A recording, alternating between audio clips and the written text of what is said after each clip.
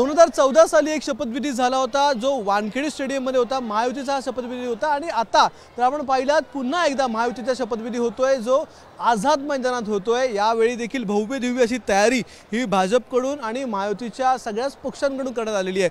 सुरुवात आपण करूया स्टेज पासून। जर स्टेजकडे आपण पाहिलात तर एक मोठा स्टेज, भव्य असं स्टेज इकडे उभारण्यात आलेला आहे।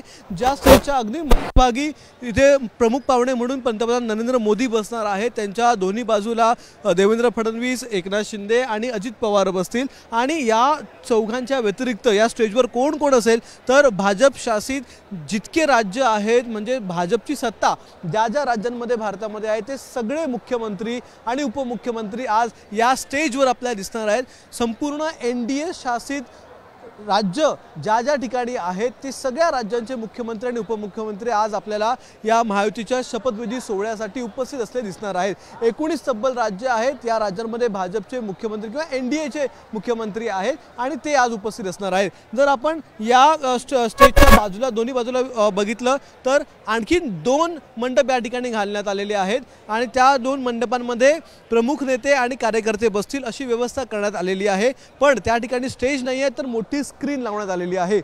जर या तिन्ही मंडपांचा विचार केला आपण त्या तिन्ही मंडपांमध्ये एकच रंग आपल्याला दिसून येतोय, तो रंग आहे भगवा रंग।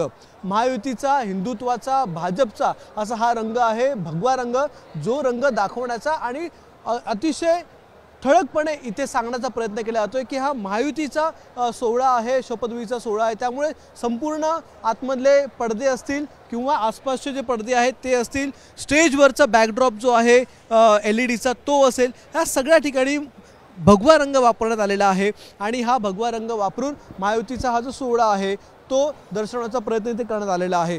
या संपूर्ण आझाद मैदानामध्ये या अगदी काही महिन्यांच्या आधी इथे दसरा मेळावा पार पडला होता जो शिवसेनेचा होता, मात्र त्याहीपेक्षा जास्त खुर्च्या आज लावण्यात आलेल्या आहेत। तब्बल 40,000 खुर्च्या या सध्या या मैदानात लावण्यात आल्याचं भाजप नेत्यांकडून सांगण्यात आलेलं आहे। मात्र जी लोक येत आहेत, जे कार्यकर्ते येत आहेत ते त्यांची संख्या जास्त असल्यामुळे या खुर्च्या 40,000वरून 75,000 करण्यात याव्या अशी देखील मागणी ही भाजपकडून करण्यात येते आणि तशीच अरेंजमेंट देखील सध्या सुरू आहे।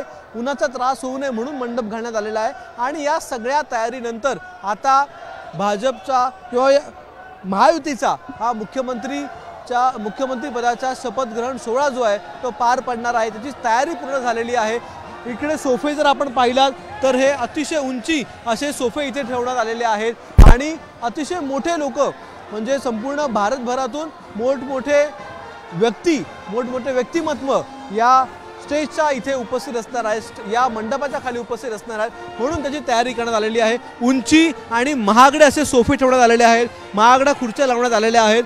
फक्त नेतेच नाहीत, महत्त्वाच्या व्यक्तीच नाहीत तर संपूर्ण देशभरातले साधू संत देखील येणार आहेत, महात्मे देखील येणार आहेत आणि या साधू संतांच्या उपस्थितीमध्ये आज देवेंद्र फडणवीस मुख्यमंत्री पदाची शपथ घेणार आहेत। त्यामुळे साधू संतांच्या उपस्थितीत, पंतप्रधान नरेंद्र मोदी यांच्या उपस्थितीत या सर्वांचे आशीर्वाद घेऊन महायुतीचं हे सरकार स्थापन होत आहे आणि या सरकारमध्ये मुख्यमंत्रीपदी देवेंद्र फडणवीस बसलेले आहेत तर उपमुख्यमंत्री पदावर अजित पवार आणि एकनाथ शिंदे बसतील आणि पुढचे 5 वर्ष आता महाराष्ट्रावर महायुतीचे सरकार असणार आहे।